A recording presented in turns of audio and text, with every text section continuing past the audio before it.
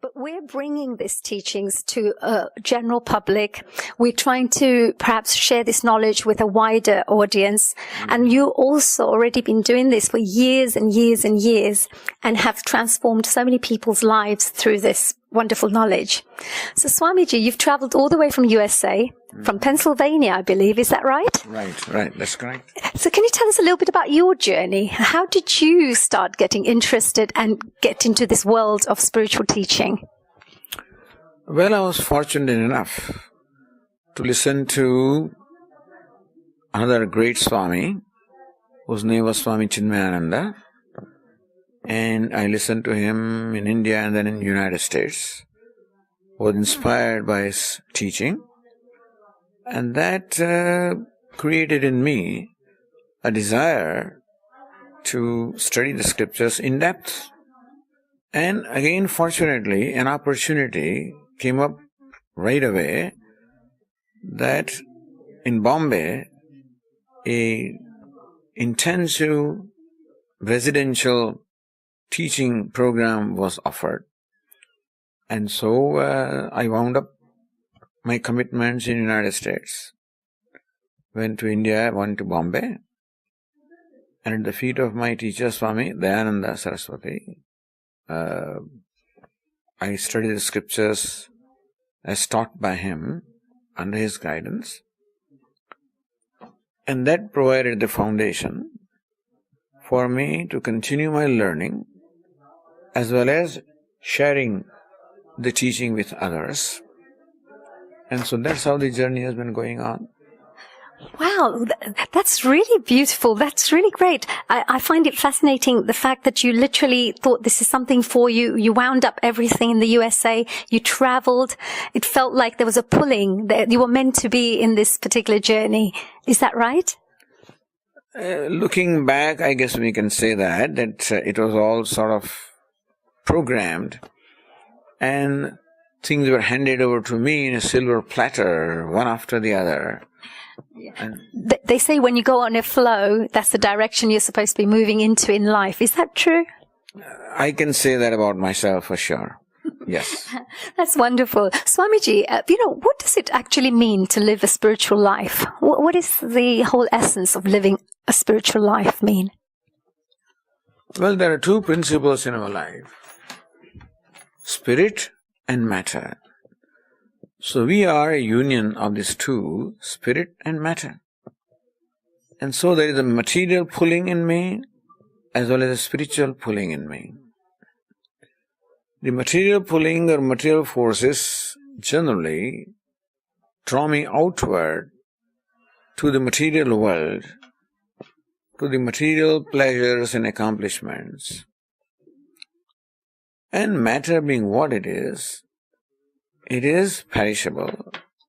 And therefore, all the accomplishments as well as pleasures the matter can give are ultimately perishable. Not only perishable, but you have to pay a price, which then turns out to be greater than the gain that you have. And thus, it is a life of dependence and bondage and addiction. So this is one way of life which we may call the life of bondage. There's another life of freedom, and that is to follow the spiritual principles in the life. That does not mean that you're opposed to matter.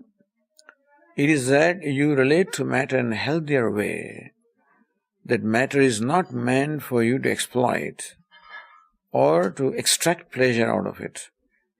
It is meant for you to respect and even revere and get its blessing or favor, which helps you to turn towards the spirit and thus follow the values in harmony with the spirit. That's wonderful. That's really great. And what are spiritual values? Could you share some spiritual values that the Vedic scriptures would teach for the everyday person? So if somebody hasn't ever heard of a spiritual life and wishes to find out more about Vedic knowledge and they want to incorporate these principles into their lives, what are the kinds of principles that they would be looking to incorporate in their own lives? Well, the first step is the basic values of life with which everyone is familiar. For example, the Vedic scriptures teach non-violence as the primary value, followed by truthfulness, and then a life of non-indulgence, non-hoarding. So these are basic values that are taught as a first step. Second step is to bring in certain spiritual practices in your life in terms of studying the scriptures, meditation, worshipping, offering your actions. Second step. And this is how the spiritual life begins. An important principle of spiritual life is that you become a contributor from being a consumer. A consumer is one who is always in the lookout of what is in it for me, and thus using other things, using other people. On the other hand, the spiritual approach is to be useful to others. So a consumer is the one who uses, a contributor is the one who is useful. In that sense, you become in harmony with the order that prevails in the universe. You become in harmony with the spirit, which is yourself. Wow, that's wonderful. That's such a beautiful way of explaining it, and so wonderful, simple yet profound, very profound indeed. And when people say you need to live life in a conscious manner, you need to raise consciousness levels of humanity, what does that exactly mean? What we already said, in fact, even living a life of values is also living a conscious life. Because you cannot be a truthful person or a non-violent person unless you are conscious of yourself as well as conscious of the other person with whom you are interacting, conscious about their emotions, their feelings, their needs.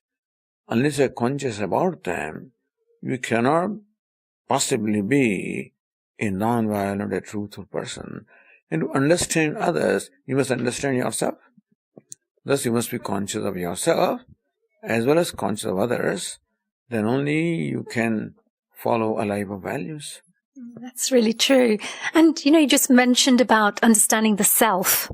What are the kind of steps we need to take? Are there any tips you could share, perhaps, if somebody wanted to start off with self-reflection, sitting there contemplating or going on an inner journey?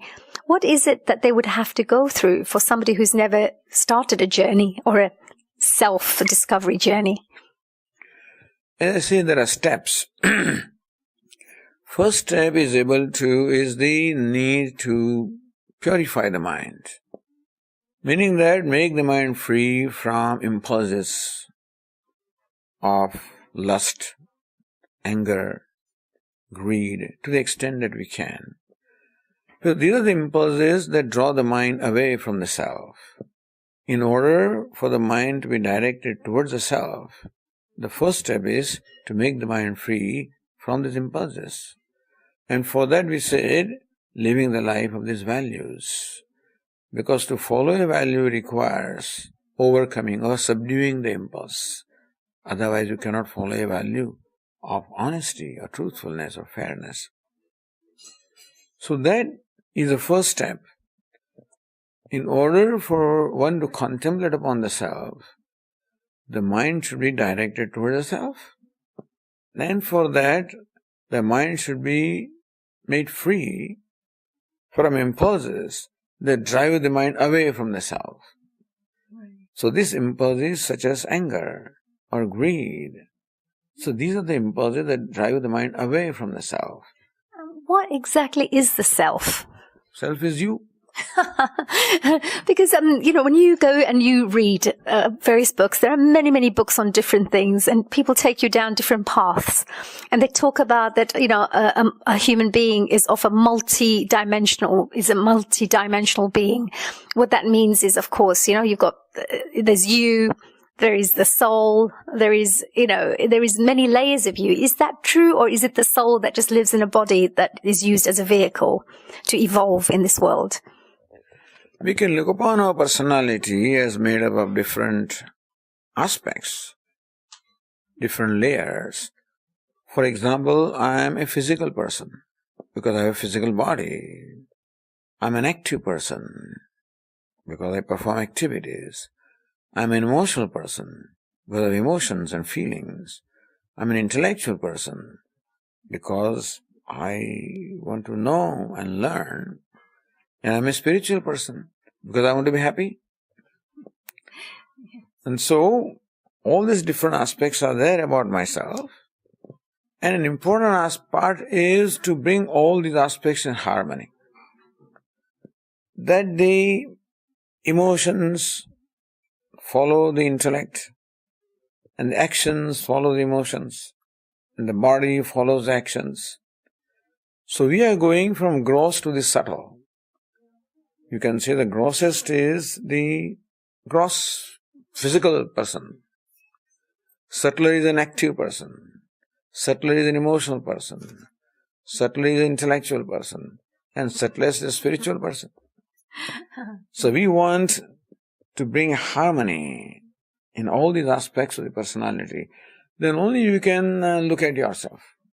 Right. And when can we recognize the fact that are there any special indications that will help you to understand that you're on a spiritual journey and you are moving in the right direction as you're developing? Because life is a never-ending journey. You're always learning, until the day you leave this world.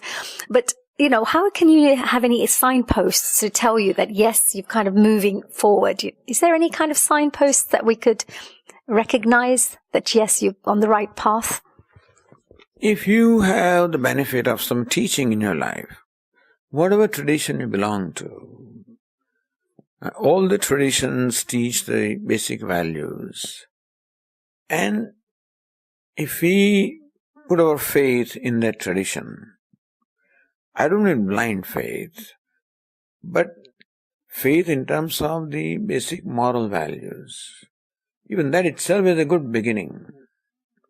So unless there is moral values, there is no way that an inward journey can take place. There is no way that you can even have an insight or an inkling of something better than what you see outside. So this is what all the scriptures teach. The basic values may be stated in different words. There could be different emphasis. And one tradition may emphasize one value. The Christianity may emphasize love and service. Buddhism emphasizes compassion. Hinduism emphasizes non-violence and truthfulness. But they all converge ultimately into one.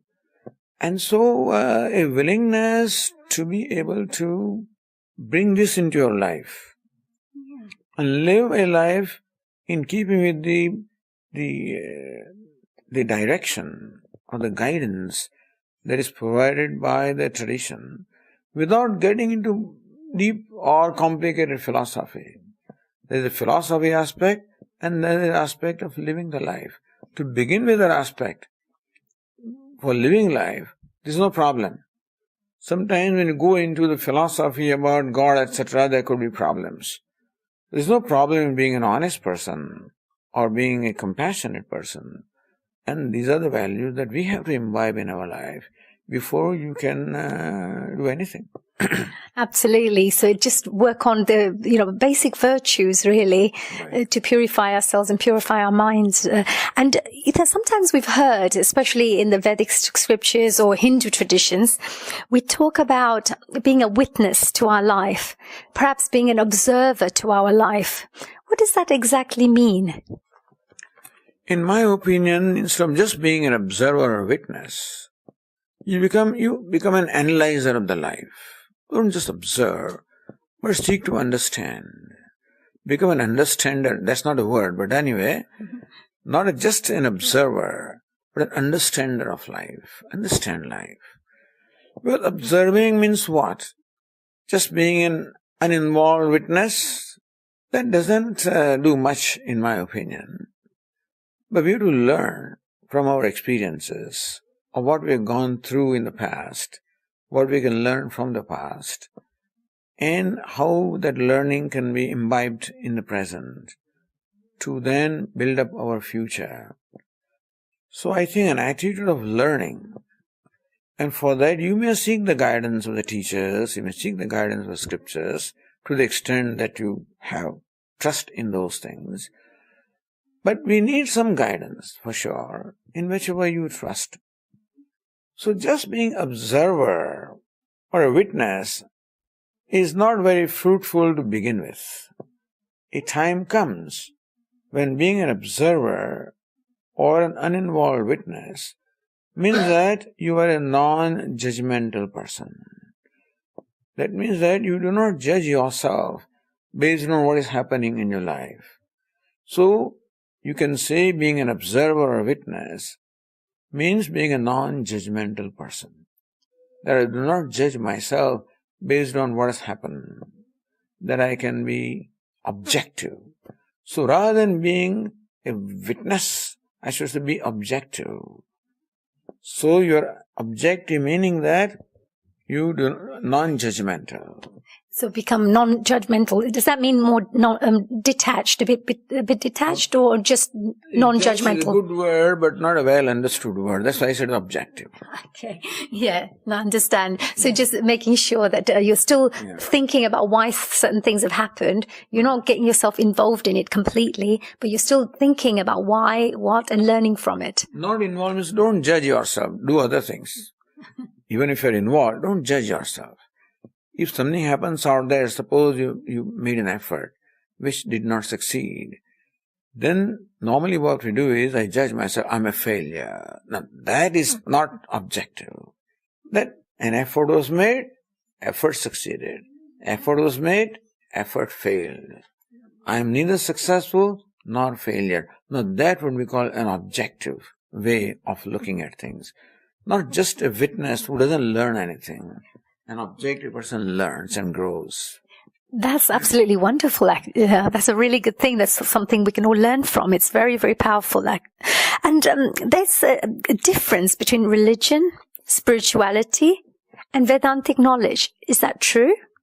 No, Vedantic knowledge means, see, religion and spirituality are all connected. It's not right to compartmentalize. Some people claim that I am spiritual but not religious for whatever reason. I don't know what problem. They may have some problem with their religion, and so they may not want to identify with their religion. But there's nothing wrong being, the religion is a form and being spiritual is a spirit. Spirit always requires a form to manifest. So religion provides you a form.